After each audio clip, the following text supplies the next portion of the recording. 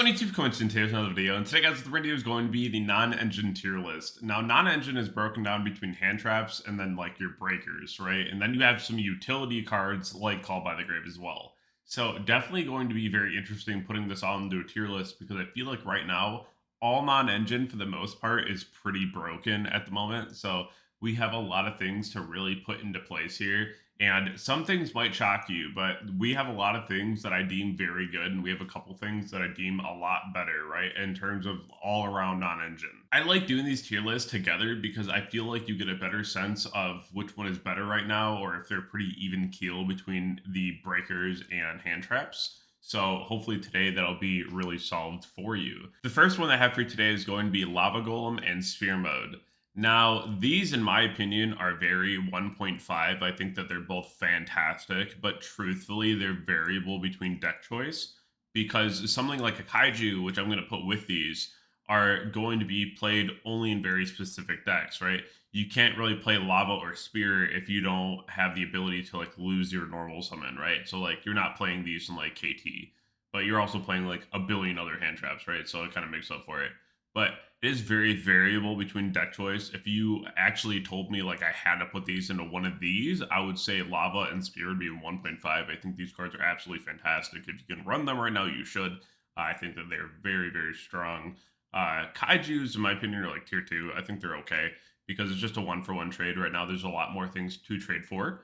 Whereas a Kaiju is a little bit weaker on that end versus these two, which are very strong. The next one being Change of Heart, I wouldn't use it. I don't like things that are targeting, trying to take. There's so many ways that you can avoid this, dodge this, just be able to put yourself in a position where this doesn't matter. Same with Ultimate Slayer. I wouldn't use this card. I don't think it's very good. Again, the whole targeting thing has just not really been the best. And if you're using your extra deck for things like Super Poly, right, or Fallen and Virtuous, you just don't have room to play things like Ultimate Slayer. And there's just not a world where we're not playing Super Poly or where's the other one, Fallen and Virtuous. These cards are just so broken. These are like tier 0 right now. They're very, very strong. But there's just like very little times where you're committing other extra deck space to things that are not outside of these two right now. The next one up is going to be Spark. I think Spark is more like 1.5. It's fine. I don't think that it's better than other things right now. I think that Spark is very like specific and it is a little bit variable between your deck choice because some decks just can't run this, right? But it's still really strong for what it does. But I feel like there's other things that I'd rather put in tier 1 over Spark, but still putting Spark in 1.5 because it's still a very strong card at what it does. It's still very good. Same with Imperm. I think Imperm is fantastic right now. I think it's a very good card. And, you know, that's something that if you want to play this, absolutely go for it. But that's something where tier 1 is going to be realistically held for extremely broken cards right now that I think are very good in the format. Going for just more of the board breaks here, we're Gaki out to like tier 2 versus like Illusion Gate, which is a little higher because you get a free summon off of it, right? But board breaks are still pretty okay in the format right now. I don't hate them. And then Lightning Storm, Duster, I feel like these really have never left the format at 1.5. I feel like they're just always there, right? Because they're just so utility based and they're so good at what they do. Ash in tier 1, of course, right? This is just going to be one of those things that will be up there for sure. A couple things that are following that, though, are going to be Call by the Grave, Droplet, Fua, right? Like these are things where you see them and they immediately have a high impact, right? Call by the Grave, you're playing on something like Doomsday, you're hitting Regulus, right? You're playing against Dracotel variants right now. You're hitting Fimena, right? There's so many things that Call by the Grave just does, and it's utterly broken. That's why it's a one of. Droplet is up here. Fua is up here. Crown is up here, right? Like Crown's a recent 3 of minimum $100 card. Card is absolutely crazy. And, you know, these are the cards where if you have them in your deck and you see them versus any matchup, a lot of times they're just immediately live and immediately crazy, right? So these are the cards that we will see in tier 1. Nibiru is very much so like a tier 2 right now. It's like, okay, I don't really like Nibiru right now. I think it's very mid. That's why it's in tier 2. Just more like the mid tier, right? Just like, you could run it, but it's not really going to do too much. Same with like DD Crow. I think that there's times where this card's really okay, but like right now it's like very, it's like very okay, right? Like it's not the craziest. We definitely have been seeing a lot of usage lately of talent. For me, it's a top of 1.5.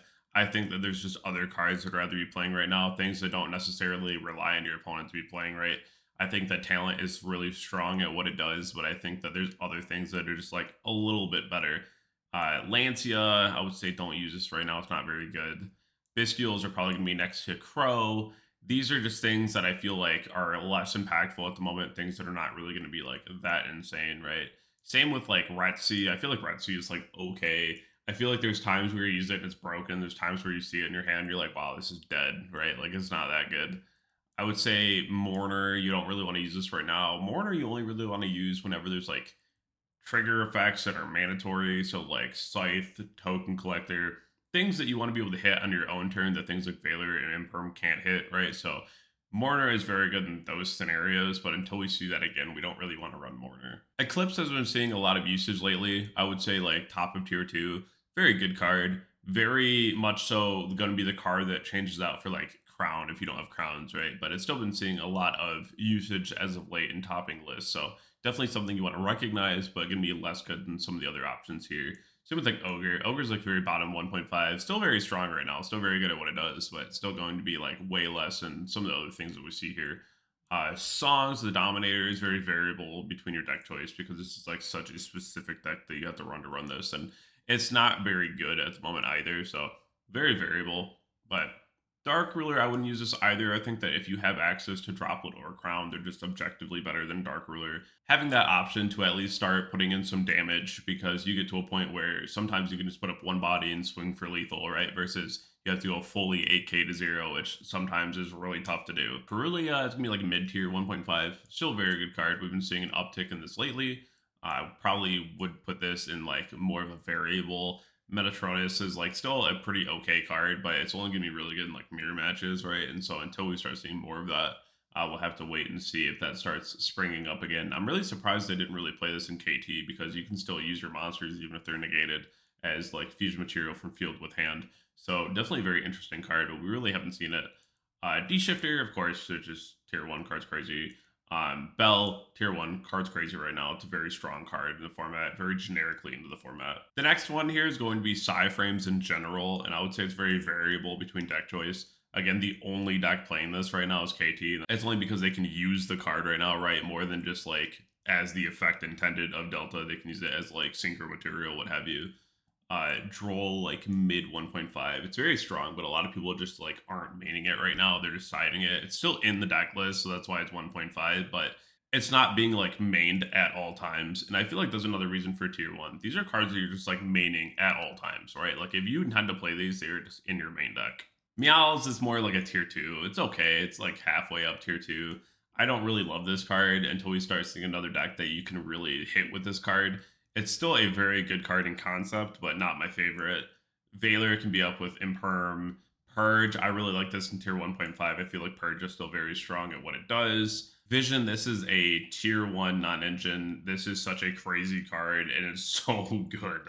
I feel like I've never complained once. Even if I saw like double Vision, I'm like, oh, cool, right? Like, I love this card so very much. This should be incorporated into your deck at some way, shape, or form. Dominant Spiral, I would say, is variable. The card is still very good at what it does. I do like this card a lot, but you cannot play lights and darks. If this card allowed you to be able to play lights or darks, we would see this card a lot. But since we can't, we don't really see it played a whole lot. We see it played in like Fire King and like Mermail, right? So definitely a very cool card and something that I could see being more relevant in the future. Impulse, right? It's Impulse, tier 1, crazy card.